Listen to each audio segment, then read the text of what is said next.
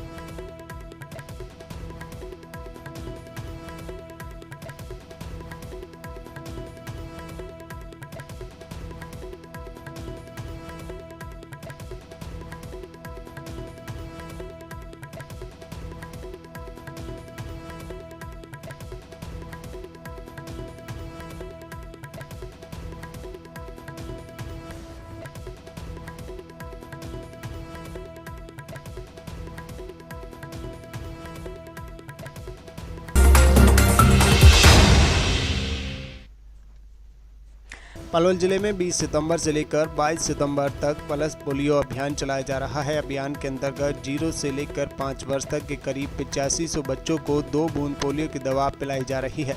वैश्विक महामारी कोविड-19 के दौरान पल्स पोलियो अभियान के तहत आवश्यक सावधानियों का ध्यान में रखकर पोलियो टीम द्वारा बच्चों को दवा पिलाते समय स्पर्श नहीं किया गया, बल्कि इस दौरान बच्चे की मां द्वारा ही बच्चे के मुंह को खोला गया। इसके बाद ही पोलियो टीम के सदस्यों द्वारा 2 बूंद बच्चे के मुंह में डालकर दवाई पिलाई गई।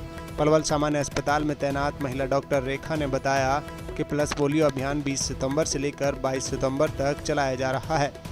दीपक मंगला ने कहा कि इस विशेष अभियान का उद्देश्य पोलियो को खत्म करना है और इस अभियान के दौरान कोरोना से बचाव के नियमों को ध्यान में रखकर दवा पिलाई जाएगी। पोलियो ड्रॉप्स पिलाने का 3 दिन का ये कार्यक्रम है, रविवार, सोमवार, मंगलवार। इसमें लेकर के और विशेष तौर पर जो हमारी सलम बस्तियों के बच्चे हैं कोरोना से बचाव करते हुए उनको पोलियो ड्रॉप्स पिलाई जाए, ये एक विशेष अभियान आया है। इसके तहत आज आपने भी पोलियो दवाई जी। तो इसके तहत बच्चों में पोलियो की बीमारी ना रहे, इसको लेकर के जो ये अभियान शुरू हुआ है उसी के अंतर्गत यहाँ बच्चों को पोलियो ड्रॉप्स स्वास्थ्य विभाग की टीम जाएगी। हाँ जी। तो क्या कार्यक्रम था पोलियो का शुभारंभ? पोलियो का प्रोग्राम है जिसमें कि हम 0 से 5 साल तक के बच्चों को हमें पोलियो पिलाना है और वो स्पेशली हम हाई रिस्क एरिया जैसे मट्टे हुए, स्लम एरिया हुआ या फिर जो हमारी माइग्रेंट पॉपुलेशन है उसके लिए वो लगभग 8,500 के आसपास जो हमारी बच्चों की पॉपुलेशन है इस तरह वाली जो हाई रिस्क में उनको हमने 3 दिन के अंदर पहले दिन तो हमारा बूथ डे, सेकेंड डे हमारा हाउस डे और थर्ड डे की हाउस डे विजिट करेंगे ताकि कोई भी बच्चा रह ना जाए इसमें। क्योंकि साथ में हम एक चीज़ और ध्यान रखेंगे कि कोविड चल रहा है तो सोशल डिस्टेंसिंग का हमें ध्यान रखना है, और क्योंकि बच्चे को हम ड्रॉप पिलाते हैं तब भी हमें ध्यान रखना है कि कोई भी उसको अननेसेसरली कोई ड्रॉप को आगे से टच ना करे, ताकि हम एक अच्छी तरह से कोई इन्फेक्शन फैलने का डर रहे, ऐसा ध्यान रखते हुए सब बच्चों को दवाई खिलाएं।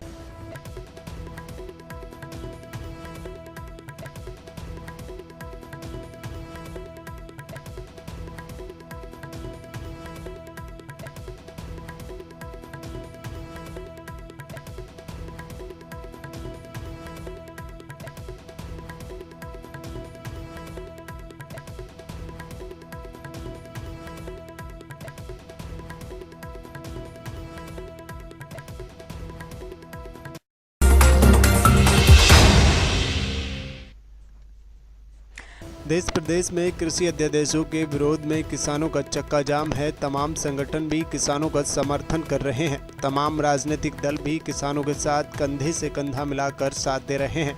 किसान सभा पलवल के जिला प्रधान धर्मचंद ने कहा कि यह अध्यादेश जो सरकार ने लागू किए हैं यह किसान विरोधी हैं। उन्होंने कहा कि 2014 में लोकसभा चुनाव से पहले देश की जनता को आश्वासन दिया गया था कि हमारी सरकार बनने पर स्वामीनाथन रिपोर्ट को लागू करेंगे, लेकिन उसको लागू करना तो दूर, सरकार ने उल्टा सर्वोच्च न्यायालय में ये हलफनामा दे दिया कि हम स्वामीनाथन रिपोर्ट लागू नहीं कर सकते।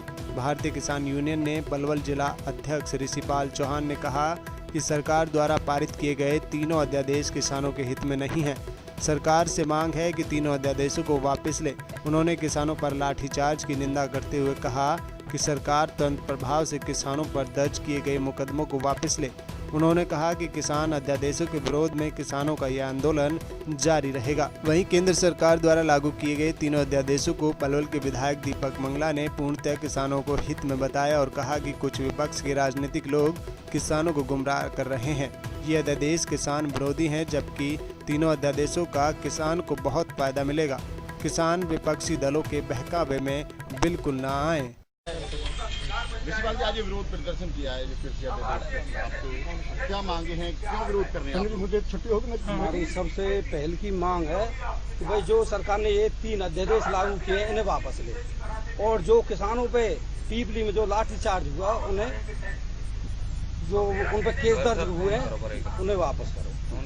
अगर हम बात करें इस अध्यादेश को लेके तो आप काला कानून से बता रहे हैं, तो इसमें कौन कौन सी महत्वपूर्ण चीजें हैं जो काला कानून दिखती हैं? सबसे मेन चीज तो ये है कि जो सरकार ने ये जो एक कॉन्ट्रैक्ट बेस पे खेती के लिए बोला है, ये कॉन्ट्रैक्ट खेती बहुत गलत है।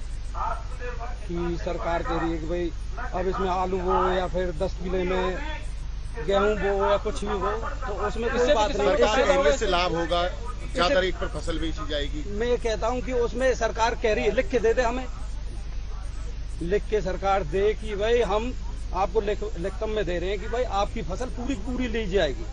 किसानों पर लाठीचार्ज जो मुकदमे दर्ज हुए, यदि वापस नहीं होते तो क्या कार्रवाई रहेगी आगे?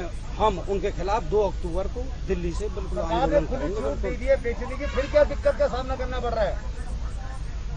कैसे सरकार ने खुली छूट दे दी है कि आप किसान का अपने रेट से बेच सकते हैं, तो क्या समस्या आ रही है? ये मेन चीज है कि जो MSP है वो रेट है वो कोई नहीं है, बराबर हो जाएगा, जैसे कि आप देख रहे हैं कि बिहार में है। लेकिन सरकार का दावा MSP तो रहेगा, मंडियां रहेंगी पहले की तरह जैसे काम कर रही है, कुछ भी नहीं रहेगा। सरकार ये एक चीज है कि जो बोलते कुछ है और करते कुछ है, इसलिए विश्वास चौहान साहब, आप आम आदमी पार्टी को समर्थन दे रही है किसानों के, बिल्कुल क्या चाहोगे इस बारे में? बिल्कुल देखिए, जो सरकार ने जो 3 अध्यादेश लाए हैं ये केवल और केवल किसान को बर्बाद करने के लिए हैं, और आम आदमी पार्टी उस चीज का पूरा विरोध करती है। जो तीनों अध्यादेश लाई है सरकार, आम आदमी वो तीनों किसानों को बर्बाद कर देंगे। वो हाल तो किसानों के पास जमीन रही नहीं, कोई 2-2, 4-4 एकड़ के जमींदार रहे हैं, और उनके भी अधिकार छीन के ये सरकार इन पूंजीपतियों को देना चाहती है और आम आदमी पार्टी इसका पुरजोर विरोध करती है। हमारे सांसदों ने भी राज्यसभा में भी इसका विरोध किया है और हम जमीनी लेवल पे भी किसानों के साथ हैं और इस चीज का विरोध करते हैं कि या तो सरकार इस अध्यादेश को वापस ले तीनों को, और किसानों के साथ हम आखिरी हद तक जाने को तैयार है अपनी पार्टी की तरफ से। सरकार कह रही है कि इससे किसानों को फायदा होगा, पेश हो गया बिल राज्यसभा में। अगर किसान आज के टाइम में किसान हर आदमी को पता है कि ये किसानों का फायदा नहीं, ये पूंजीपतियों का फायदा है। इससे किसानों को कोई फायदा नहीं होगा। जब एमएसपी नहीं रहेगी, किसान का रेट कोई कीमत होगी नहीं, तो वो किस रेट खरीदेगा? पूंजीपति अपने हिसाब से रेट तय करेंगे। स्वामीनाथन आयोग बिठाया था। क्या नाम है जी आप? धर्मचंद, जिला प्रधान किसान सभा पलवल और संयोजक किसान संघर्ष समिति पलवल। हर चीज जो पैदावार करता है किसान वो एमएसपी पे बिकती नहीं है। देखिए, आपको अच्छी तरह याद होगा कि 2014 के लोकसभा चुनाव से पहले मोदी सरकार ने जो है ये देश की जनता को आश्वासन दिया था तो अगर हम सत्ता में आएंगे तो उस टाइम एक स्वामीनाथन आयोग की रिपोर्ट की मांग थी कि हम इसको आके ही लागू करेंगे। और आपने देखा, लागू करना तो दूर की बात है, सरकार ने सर्वोच्च न्यायालय में हल्फनामा दे दिया कि हम इसको लागू नहीं कर सकते। बार बार सरकार कह रही है कि हम 2022 तक मतलब जो किसानों की आय दोगुनी कर देंगे। जब आप जो न्यूनतम समर्थन मूल्य है, हम तो स्वामीनाथन आयोग के अनुसार कहते हैं C2 प्लस 50% के हिसाब से 1.5 गुना कीमत दी जाए। जो सरकार एमएसपी घोषित कर रही है वो भी खत्म हो रही है। और ये एमएसपी पे भी आप जैसे मतलब 5800 रेट है कपास का, आज आप मंडी में जाओ 4000 रुपए करीब बिक रही है। इसी प्रकार से बाजरे का रेट 2100 रुपए, वो 1100 रुपए प्रति क्विंटल बिक रहा है। आगे धान पिटेगा मतलब गेहूं, जिसका न्यूनतम समर्थन मूल्य 1925 रुपए है। ऑफ सीजन में आप जब सबसे पहले कभी भी कोई फसल है तो महंगी बिकती थी, आज गेहूं 1925 घटकर मतलब 1600-1500 रुपए प्रति क्विंटल के हिसाब से बिक रहा है। तो इस तरह से किस तरह से हमारी समझ से परे है किस प्रकार से दोगुनी आय होगी। ये सीधे तौर पर मतलब जो है जो खेती है उसको कॉर्पोरेट घरानों को पहुंचाने, घातों में पहुंचाने का काम कर रही है सरकार मतलब जो है। और ये पहले ही सारा पब्लिक सेक्टर का निजीकरण, कारखानों का निजीकरण, और एक हम इनडायरेक्ट रूप में ये कह सकते हैं खेती का निजीकरण, निजी मतलब जो है कॉर्पोरेट घरानों का इस पर खेती पे कब्जा हो जाएगा। कंज्यूमर को मिलती है तो टमाटर 30 रुपए किलो बिकता है। प्रदर्शन अभी यहाँ ये हम प्रोटेस्ट करें, इसके बाद मतलब जो है जुलूस निकालेंगे, ये कौन है शहर की तरफ चलेंगे। जो सारा मुनाफा उसकी जेब में जा रहा है, वो भोक्ता को भी ज्यादा पैसा देना पड़ रहा है। 1-2 उसके बाद 25 तारीख की और कॉल है पूरे देश में मतलब जो है बंद की कॉल है। जैसे जैसे जिसकी ताकत है उस तरह से 25 तारीख आने वाली 25 सितंबर को भी मतलब जो है पूरे जिला हेडक्वार्टर पर प्रोटेस्ट किया जाएगा। किया है जो कृषि अध्यादेश के लेकर क्या आप चाहते हैं? हम चाहते हैं कि जो किसानों के साथ छलावा हो रहा है, ये जो अध्यादेश हैं ये किसान विरोधी हैं, किसान को बहुत घाटा जा रहा है। जो मंडियों का किसानों का जो चोली दामन का साथ है उसमें भी जो फर्क आ रहा है। नहीं तो हम अपनी फसल को आड़त में बेचना चाहते हैं, अगर 8 दिन नहीं होगी तो हमारी पेमेंट की गारंटी कौन देगा? सरकार कह रही है इससे किसानों को फायदा होगा। कोई फायदा नहीं होने वाला है। अब सरकार लिखित में दे गारंटी, अगर जो हम फसल बेचते हैं उसकी जो पेमेंट जो है वो लिखित में दें कि हम गारंटी लेते हैं। बगैर 8 दिन के बताओ हमें क्या विश्वास है? राज्यसभा में बिल पेश हो चुका है। बिल पेश हो चुका है, ठीक है जी, हम तो विरोध करेंगे। सरकार की मर्जी है, अगर जैसे लाना चाहे वो लाती रहो, हम तो विरोध करते रहेंगे, चाहे हमें कितनी भी बड़ी कुर्बानी देनी पड़े, लेकिन हम इसका विरोध करते रहेंगे। जो नुकसान आप बता रहे हैं वो किस प्रकार का नुकसान है, क्या क्या नुकसान है? वो नुकसान एक तो ये है कि हमारा जो हमको किसी भी चीज की जरूरत पड़ती है, किसान को 24 घंटे पैसे की जरूरत पड़ती है, तो हम 8 दिनों से उधार भी ले लेते हैं और फसल के टाइम पर उनका भुगतान कर देते हैं। इसके बीच में हमें बताओ कौन लेन देन करेगा? अब आपकी क्या मांगे हैं कि जो सरकार माने उसे? हमारी मांगे हैं ये जो 3 अध्यादेश आए हैं जो किसान विरोधी हैं, इनको वापस लेना चाहिए। तो क्या इन तीनों में से कोई भी ठीक नहीं है? नहीं है, हमारे उसमें कोई भी ठीक नहीं है। किसानों का अध्यादेश 3 अध्यादेश जगह विरोध हो रहा, आज भी किसान विरोध कर रहे हैं, क्या कहोगे, क्या है इस अध्यादेश? देखिए, मेरा सभी अपने किसान भाइयों से, किसान संगठनों से मेरी यही अपील है कि हम सरकार किसानों के भले की बात कर रही है। माननीय मोदी जी ने किसानों के भले के लिए किसानों की आय दुगनी हो, किसान अपनी उपज को मार्केट में जा कर के बेच सके, ना कोई एमपीएस के उसमें कहीं कोई परिवर्तन आ रहा। किसान जैसे पहले सरकारी खरीद होती थी वैसे सरकारी खरीद होगी। ये विपक्ष दशकों से किसानों को भ्रमित करता आया है। अब जब किसानों के हित की बात हो रही है तो वो भ्रम फैलाने का काम कर रहा है। तो मेरा सभी किसान भाइयों से यही अनुरोध है कि हम भ्रमित ना हों। ये जो अध्यादेश आए हैं ये किसान के हितैषी अध्यादेश हैं।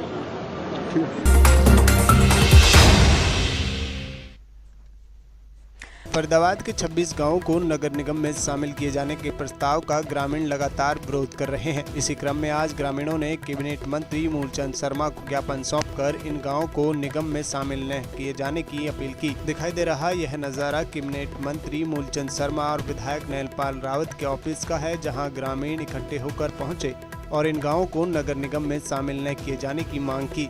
ग्रामीणों का साफ तौर पर कहना है कि इनके इलाके में जो पंचायत काम कर रही है वह काफ़ी बेहतर तरीके से काम किया जा रहा है, इसलिए उन्हें नहीं लगता कि उनके गांव को नगर निगम में शामिल किया जाना चाहिए। ग्रामीणों की बात सुनने के बाद कैबिनेट मंत्री मूलचंद शर्मा ने ग्रामीणों को आश्वस्त किया कि वह फरीदाबाद के सभी विधायक केंद्रीय मंत्री कृष्णपाल गुर्जर के साथ इस संबंध में राय मशवरा कर मुख्यमंत्री को इलाके के लोगों की भावनाओं से अवगत कराएंगे। वहीं विधायक नैनपाल रावत ने भी ग्रामीणों को इसी तरह का आश्वासन पेश किया। क्या नाम है आपका? मेरा नाम राजवीर, पूर्व सरपंच मुझेड़ी। राजवीर जी, फिर लगातार आप राजनेताओं से मिल रहे हैं और आज भी नैनपाल के यहाँ पहुँचे, क्या वजह है? वजह ये है जी, हमारे ये 26 गांवों का नाम दिया है नगर निगम में जाने का, और इसके लिए गांव में कोई भी आदमी राजी नहीं है अगर हमारे गांव नगर निगम में जाएं। नगर निगम में दुख बहुत है गांवों के लोगों को। कोशिश लगातार की जा रही है, तो क्या कोई सीधी हाथ ऐसी लग रही है कि जिससे लगता हो? देखो जी, सब आश्वासन दे रहे हैं और आश्वासन पे ही हम निर्भर हैं। जो भी अपना विधायक जी के पास आए हैं, आज पहले भी आ चुके हैं। तो क्या लगता है? देखो, आश्वासन दे रहे हैं जी, आश्वासन ही एक हमारे लिए वो है।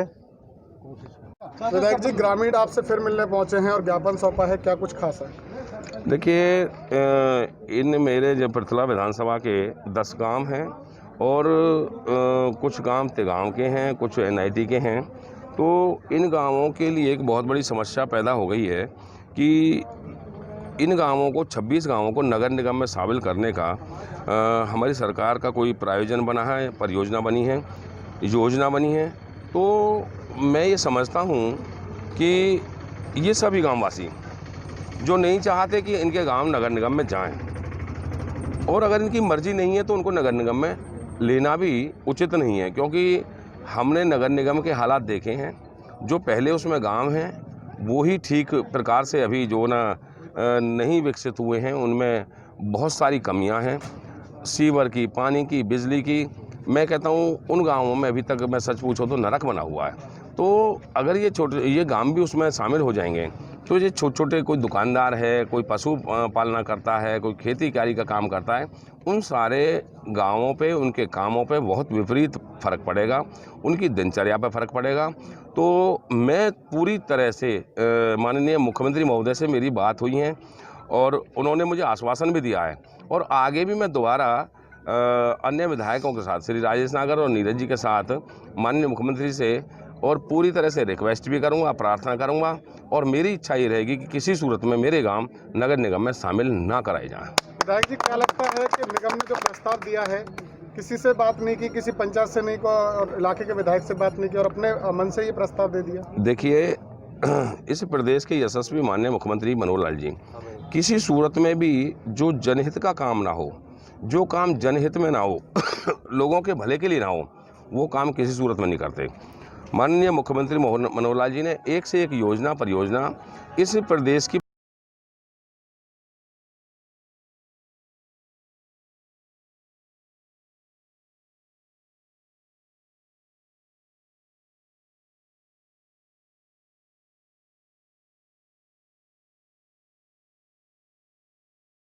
है ना। मंत्री जी 26 गांव के लोग आपसे मुलाकात की है उन्होंने और ज्ञापन सौंपा है, क्या कुछ मांगे रखी गई हैं इसमें? मेरे 26 गांव की सरदारी है और जो फरीदाबाद निगम के चारों तरफ लगते हुए गांवों से है, इनका कहना है कि हम नगर निगम क्षेत्र में नहीं आना चाहते और कहते हैं जो पंचायत जो उनकी काम कर रही है उससे लोग संतुष्ट हैं। शहरी जैसी सुविधाएं इनके गांवों में हैं, हर गांव में से हर गांव से परिचित हूँ। सड़क पानी सीवर से पूरी तरह गांव तैयार है, लोगों ने मेहनत करी है और जो सरकार ने रखा है, मैं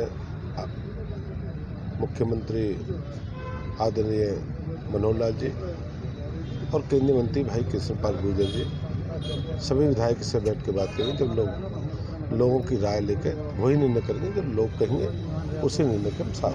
तो क्या लगता है जो लोग चाह रहे हैं कि गांव निगम में नहीं जाना चाहते, तो क्या गांव निगम में नहीं जाएंगे या फिर?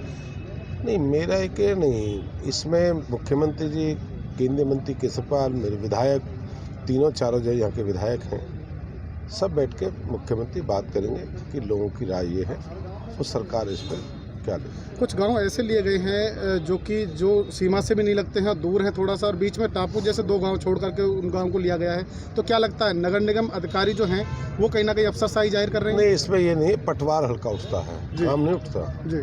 पटवार हल्का उठाते हैं, पटवार हल्का को टच करते हैं। जैसे उस समय जब परिसीमन हुआ था, परिसीमन में गांव नहीं चुने थे, पटवार हल्का चुने थे। जब विधानसभा के अलग विधानसभा बनी थी तो जो परिसीमन होता है, यही परिसीमन है, उसके वो उठाते हैं पटवार हल्के, उससे करते हैं। तो अब मुख्यमंत्री से भी इस बात को रखा जाएगा, मुख्यमंत्री जी से? बिना मुख्यमंत्री क्या बात करेंगे मुख्यमंत्री से? कृष्णपाल गुर्जर जी है, मेरे विधायक है, ललित है, भाई नैनपाल रावत है, बहन सीमा है, चारों पाँचों जो निगम के हम विधायक हैं और केंद्रीय मंत्री हैं, हमारे लोकसभा सांसद है कृष्णपाल जी, हम सब मिलकर मुख्यमंत्री से बात करेंगे।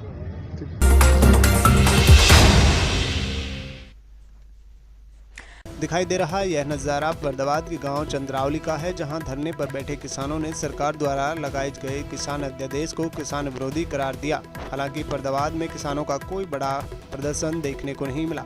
धरने पर बैठे किसानों ने किसान अध्यादेश को किसानों के हित में न बताते हुए कहा कि यह पूरी तरह से किसान विरोधी है। उनका कहना है कि इस अध्यादेश को लाए जाने से पहले उन्हें प्रदेश के किसानों की राय लेनी चाहिए थी, लेकिन सरकार ने ऐसा नहीं किया। किसानों ने कहा कि सरकार को फसल का न्यूनतम मूल्य निर्धारित करना चाहिए और इस अध्यादेश के अनुसार एजेंसियां सीधे खरीद करेंगी तो वह खरीदारी के बाद इसका स्टॉक भी करेंगे और जब मांग के मुकाबले बाजार में आपूर्ति कम होगी तो इसके दाम बढ़ेंगे और कालाबाजारी होगी। इस मौके पर अन्य किसानों ने तो डिप्टी सीएम दुष्यंत चौटाला को भी नसीहत दे डाली। उनका कहना था कि किसानों ने दुष्यंत चौटाला को जितवाया था और आज उसे किसानों की मदद करनी चाहिए। किसानों की मेहरबानी से पार्टी की 10 सीटें आई थी। यदि वह किसानों की ओर खड़े होंगे तो अगली बार पूर्ण बहुमत से उनकी सरकार भी आ सकती है। कैसे विरोध कर रहे हैं इसका? अध्यादेश सरकार लाई है, क्यों इतनी जल्दबाजी में? पहले जिम्मेदारों से बात होनी चाहिए थी, सबको इकट्ठा करके सबकी सलाह लेनी चाहिए थी, तब ये अध्यादेश। अब ये चौटाला भी बनाया हुआ तो जिम्मेदारों का ही है। अगर ये जिम्मेदारों का साथ देगा तो इसको फिर दोबारा बना देगी जनता। इस बार तो 10 सीट आई, अगली बार पूरे बहुमत से भी आ सकता है, लेकिन ये दे तो सही जमींदारों के साथ और बात करवाए जिम्मेदारों की, बैठ के सबका समर्थन ले, तब जाके ये अध्यादेश लाना चाहिए था। उससे गलत है। नाम बता दीजिए। मेरा नाम रामनिवास नागर है।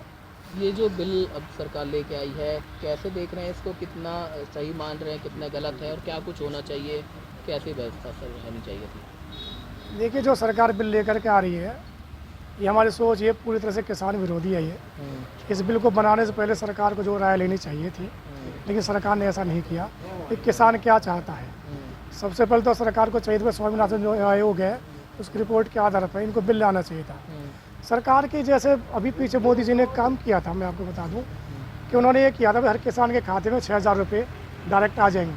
हमारे साथ से वो ठीक है भाई, उसका सीधा सीधा लाभ जो किसान को मिल रहा है। इसी तरह से जो ये फसल के बेचने की बात है, तो शायद किसान को जो भी लागत है वो तो बराबर लगाता है, तो न्यूनतम जो समर्थन मूल्य वो तय करना चाहिए सरकार को, जो सरकार ने नहीं किया। इसलिए मुझे लगता है कि ये जो बिल है ये पूरी तरह से किसान विरोधी है। अच्छा, आपकी क्या ऐसी मजबूरी थी कि जल्दबाजी में बिगड़ बातचीत करे प्रतिनिधियों से ये बिल पेश किया गया, इसको लगातार विरोध कर रहे हैं? और क्या जब कोई प्राइवेट संस्थाएं अगर आपका अनाज खरीदेंगी तो क्या उसमें हो सकता है, कैसे घपला होगा या कालाबाजारी बढ़ेगी? क्या कुछ ऐसा है जो जिसका विरोध लगातार हो रहा है?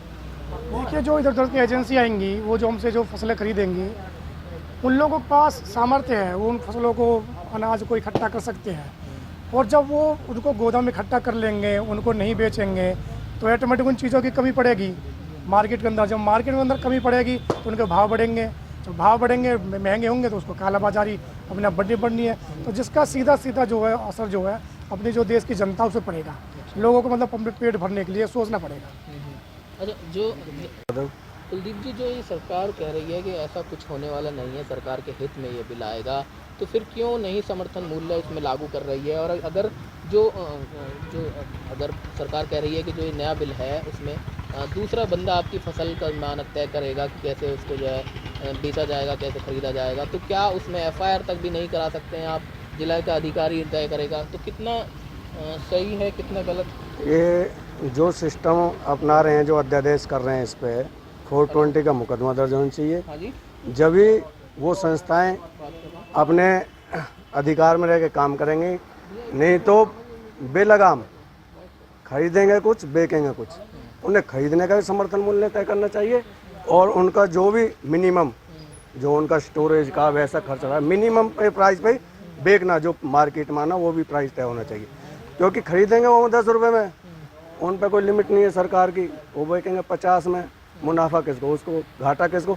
वही किसान उसको फिर 50 में खरीदेगा वापसी, कि उसे अपना काम चलाना। तो ये गलत है, सरासर गलत है। किसानों की सोचनी चाहिए सरकार को।